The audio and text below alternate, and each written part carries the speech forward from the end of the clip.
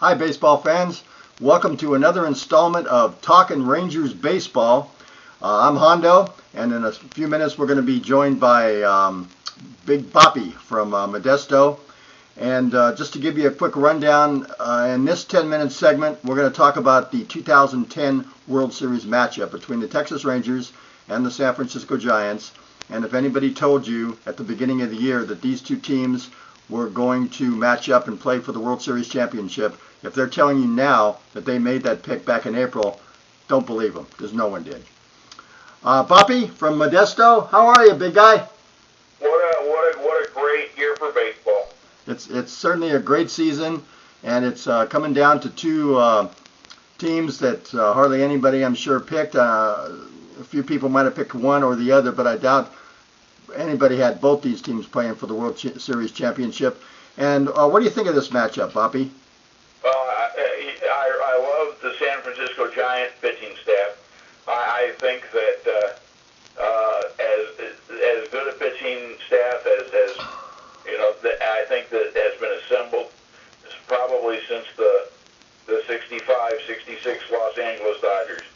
I think with Lincecum backed up by Matt Cain, Jonathan Sanchez, and Taylor and Madison Bumgarner, it's just an amazingly gifted starting staff. And then of course in the bullpen, you follow that up with Brian Wilson and his crew, and it's just it's no wonder that they got through the National League, because the pitchers were hot, they pitched well, and they scored just enough to win. And we all know that it's pitching and defense and timely hitting in the postseason that will carry you to a World Series. And Boppy, I'm going to tell you, there's one thing that really bothers me from all the chatter I've heard on the radio, particularly XM, by a lot of the commentators. And by now, the people that have been tuning in to watch us, they both know we're Ranger fans. And this bothers me. It's almost like Cliff Lee can't lose. Cliff Lee, we know, probably is the best postseason pitcher, big game pitcher in baseball today. That I'll grant you. Yeah. Cliff Lee is an amazing pitcher. But to be giving the Rangers 2 wins when the day he pitches, I heard one commentator today say on XM radio, I'm even surprised when Cliff Lee gives up a hit. Now, Sandy Koufax lost in the 1966 World Series. Bob Gibson lost in the 1968 World Series. There was never a bigger big game pitcher than Bob Gibson. They lost. Cliff Lee could lose. To automatically give him these 2 wins is ridiculous as far as I'm concerned. And the other thing that's kind of amazing about that is that Lee really only won one game in the series against the Yankees.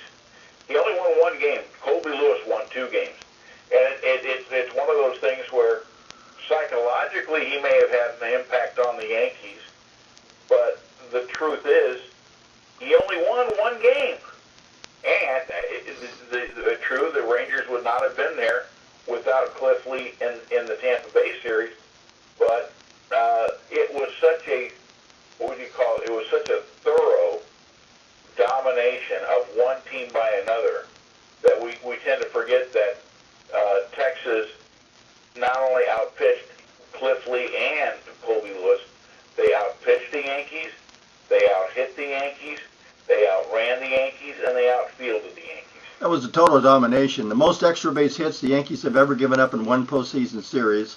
And not only that, but also the most stolen bases that the Yankees have ever given up in one postseason series. So the Rangers combined speed with hitting, and that's what made them so tough. Thoroughly dominated the Yankees. That's why I chuckle when I hear their fans complaining that Joe Girardi decided to start Andy Pettitte in Game 3 instead of Game 2, blah, blah, blah. It wouldn't have mattered if they'd had King Kong on the mound. The Rangers dominated that series and deserved to win, no matter what the decisions were that Joe Girardi made.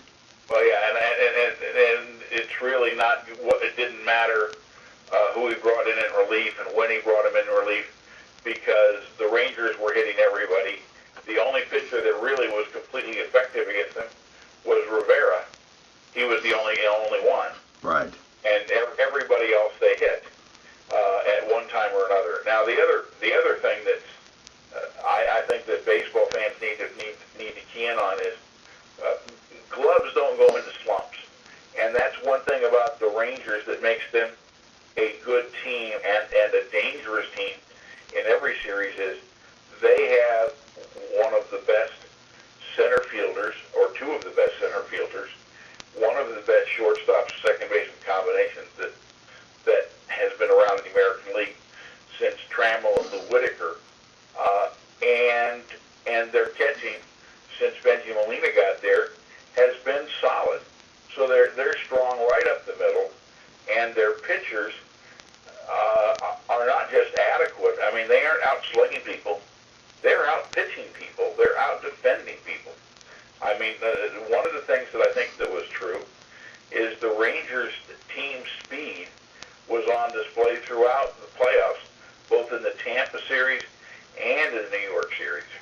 Right. I agree with you, and that's what makes this team so different from the 1990 teams that lost to the Yankees 3 years in the late 90s. Is that team was purely hitting. This team has pitching. This team has hitting, and they can run the bases and manufacture runs, which those late 90 teams of the Rangers couldn't do. Boppy, what do you think of what you've seen of the Giants so far this year? Where do you think their strength lies going into this to this World Series? Obviously, they're starting pitching, but what else? Well, they again have the formula in that they have got some really professional hitters. They're not guys that are going to wow you with stats, but a different guy every night can come up with a big hit. It might be Wani Rebate one night. It might be Aubrey Huff. It might be Buster Posey. But they have a number of guys who are very good.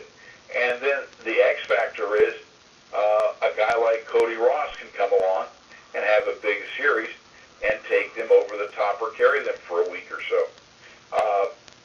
I think they have the kind of a team that can be amazingly effective in a short series. I mean, what their goal is every game, their goal is 3 runs. They figure if they score 3 runs, they can win the game.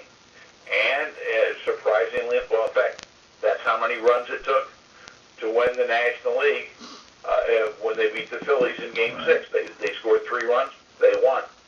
I think both of these teams are built for postseason play, and I think that's what's going to make such a good World Series. And I want to give you props, Boppy.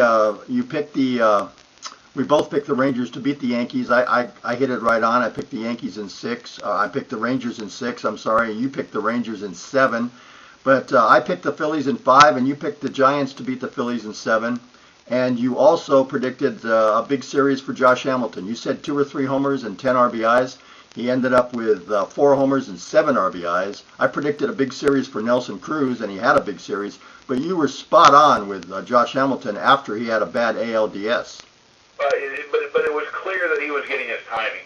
I mean, I've watched Josh since he was a rookie with the Cincinnati Reds, and I've never seen a player have a year like he had this year. And it was clear by the end of the series with Tampa that he was becoming the guy that he had been from June through August, and that he was going to be able, he was going to do, he literally batted like 420 for half of the season this year. And that's the kind of guy that San Francisco is going to face.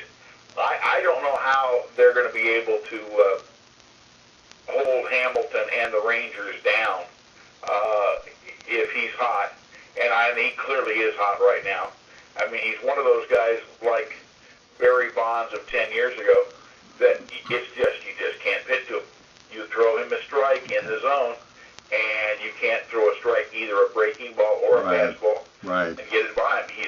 He can either hit it out or take it to the left, to the outside. Okay, Boppy, we're going to have to cut you short here because we got to leave. We'll be back with our predictions on who's going to win this 2010 World Series. Thanks, fans.